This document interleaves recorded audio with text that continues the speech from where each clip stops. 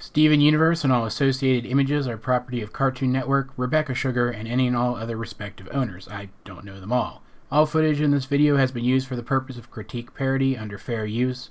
Please support the official release. Steven can't be corrupted. We know enough about corruption now to be able to work out that it affects the gem's brain, and only goes on to affect the body as well, because the gem's brain, also known as the gem's gemstone, is so in control of the body itself. Its appearance, what abilities are programmed into it, is dictated by data on the gemstone. If that data becomes corrupted, the gem's physical form becomes corrupted as well. However, just like how diseases cannot affect radically different species, or, more aptly, computer viruses cannot make people sick, Steven cannot be affected by corruption because his brain is not a gem. It's a regular human brain. However, that's probably the last positive thing I'm going to say in this entire video, because when I say that Steven can't be corrupted, I mean that he can't be corrupted through typical means. And yes, I do count the method by which Jasper was corrupted as typical means as well. The fact is, Steven doesn't need external stimuli to become corrupted. He's capable of doing it to himself.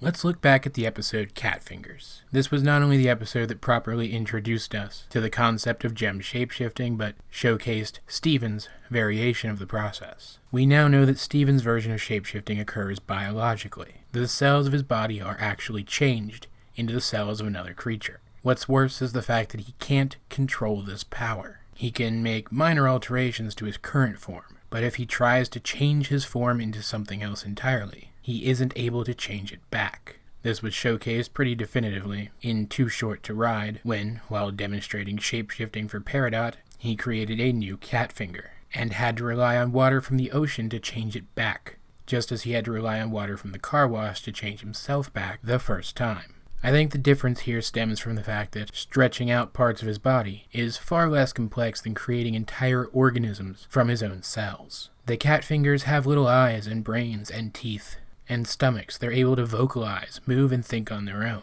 They may be attached to Steven's body, but in all other capacities they are autonomous living beings. The level of intricacy is insane, and suggests that Steven could transform his entire body just as intricately, perfectly mimicking any other animal. As long as its body is large enough to support his gemstone, of course. It is conceivable that with practice, Steven will learn how to reverse this more complex form of biological shapeshifting. After all, we do know that he can control his own aging. If he prioritizes that ability, he can keep himself young forever and he'll have effectively as much time as he wants to perfect all of his abilities. However, I don't think it would matter. Knowing how intricate this power is, that it is so intricate that he can create a tiny working brain with the same functions as a much larger cat brain, you have to wonder, what would happen if he actually transformed his entire body into something else? Something else with a brain very different from a human's. Would he lose himself in the brain of that other creature? Would it have the mental capacity to remember its existence as a human?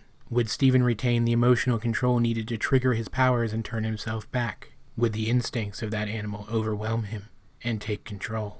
It is entirely possible and in fact reasonable to assume that if Steven were ever able to transform himself entirely into another creature, assuming that that creature wasn't another human being, that he might never be able to change back, regardless of how good his control has become, trapping himself in the body of a vicious beast, much like the corrupted gems. And what's even worse, this prison of the flesh would be Steven's own doing, but not entirely his responsibility, as it was Garnet, Amethyst, and Pearl who encouraged Steven to explore his abilities. Assuming that no external stimuli could be found which might force this new animal Steven to revert to its natural state, Steven could be trapped in another body forever, leaving the crystal gems behind to blame themselves. If the body he shapeshifted into isn't considerably larger than his own, not even the strain of holding a shapeshifted form would be enough to change him back, as his new body would only expend about as much energy as his old one. All of this is horrifying enough, but imagine for a moment that something of Steven's original intellect survives. Much like the corrupted gems, Steven would be left with partial knowledge of his situation, and a desperate need to act in an attempt to undo it, but not knowing how, not being intelligent enough to work out how. He would self-destruct, succumbing to pain and rage and lashing out. Depending on whether or not his new form retains any of his abilities, his own family might even have to strike him down.